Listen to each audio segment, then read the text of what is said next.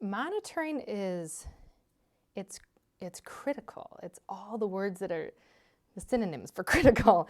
Monitoring back then was important because it was really farm field. A lot of it was pumpkins and you pick stuff and a lot of corn, yummy, yummy corn. But it would be hard to believe and understand that many species even existed here back then. But they did. There was this fundamental foundation, especially in the herpetology world, or in the frogs and the turtles and the snakes. They were here, and they were signs that this could be something different.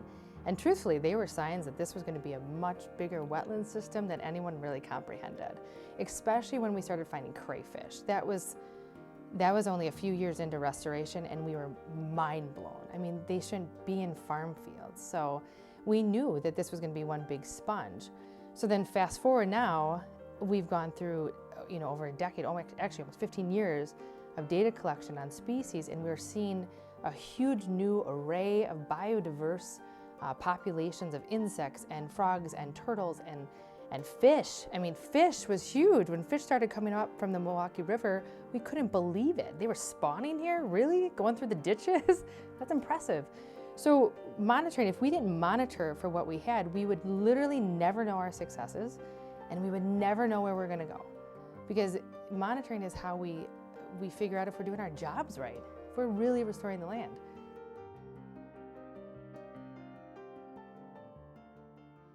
Truthfully, the monitoring for Mequon Nature Preserve began in about 2004, and that was actually Kristin Nernberg. When she began this place, she quickly learned of Dr. Gary Casper and how renowned he was and all of the research that he had done across the state. So she asked him and a couple other scientists, Joanne Klein from the DNR at the time as well, Julie Peltier from the DNR at the time, and said, I need help. We need to see, why is this place so special? Why should we protect it and save it? Is there anything here? What should be here? All those questions were really unanswered. So she engaged in these scientists, and they engaged in our local college community.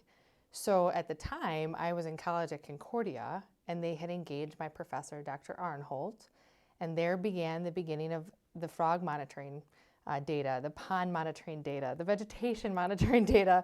It all began there. Well, a lot of it was just writing down. You're literally going out there and you're using your ears, your eyes, you're using your senses to be able to monitor, especially for certain species where you're listening for their unique calls or their unique vocalizations. Monitoring was maybe a little more simple than it is today, but it still had the foundation of standard operating procedures. Those forms were created by Dr. Gary Casper and Dr. Joanne Klein. And so the three of us created this fun little group and engaged in some new college students, used those standard operating procedures, and pretty much walked out there with some waders and pencils and paper. So we didn't have any kind of super awesome digital formatting. There was no acoustical monitoring data to even record on. That was usually just our ears. But it was simple, but it was still that fundamental data sheets.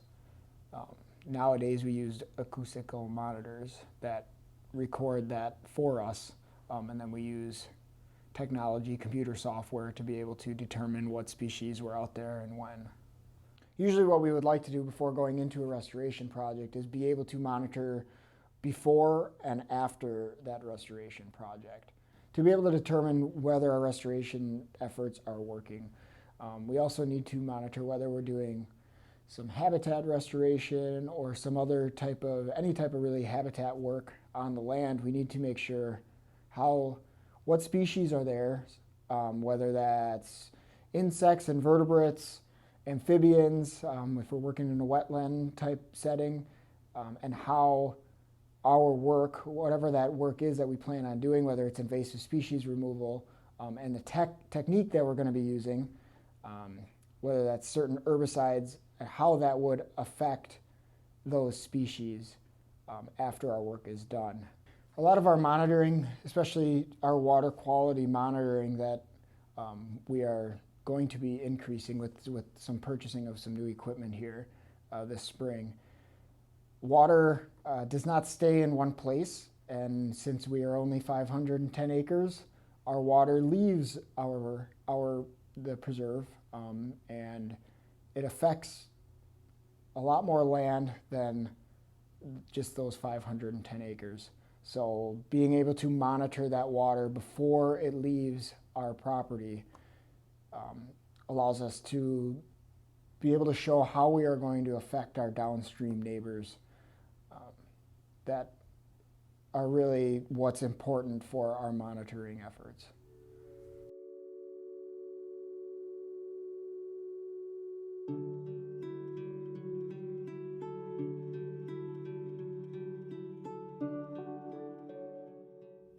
Yeah, so one of our large monitoring projects that we do here is our bluebird nesting boxes.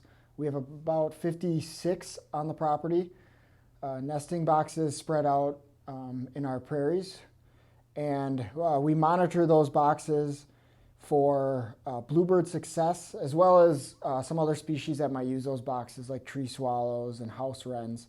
And we monitor those species. Bluebirds they're a cavity nester, and with the decline in mature forests in the area, our cavity nesting species are taking a hit in their population numbers, as well as bluebirds are mainly insectivores. So monitoring an insectivorous bird species also gives us some insight on how our insect population is doing on the property as well. Before Mequon Nature Preserve was Mequon Nature Preserve, landowners did witness salamander populations on this property. As when Mequon Nature Preserve took over the property, most of those, or at least all from the accounts that I know of, all of the salamanders were extirpated from this property, mostly due to the drainage of the wetlands for farming and the heavy farming activity. Nowadays we have self-sustaining tiger salamander populations in our wetlands, and are finding adults across all expanses of the 510 acre preserve. Yeah, salamanders are a very sensitive species, so they need a very high quality habitat in order for them to survive and reproduce. So having them on the property and knowing that we have a sustainable population on the property tells us that what we are doing with our land restoration techniques is being done correctly and to the best of our ability, and using the right techniques to be able to sustain those very sensitive species that might be out on the landscape.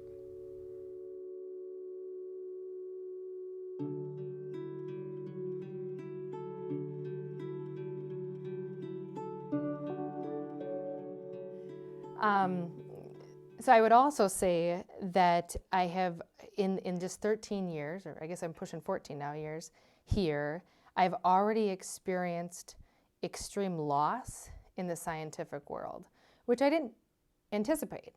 So we lost Dr. Noel Cutright, who was at that time our state's ornithologist. He worked for We Energies, but his data, his knowledge, his research was known across our state and arguably across our globe, definitely in the Great Lakes and across our country.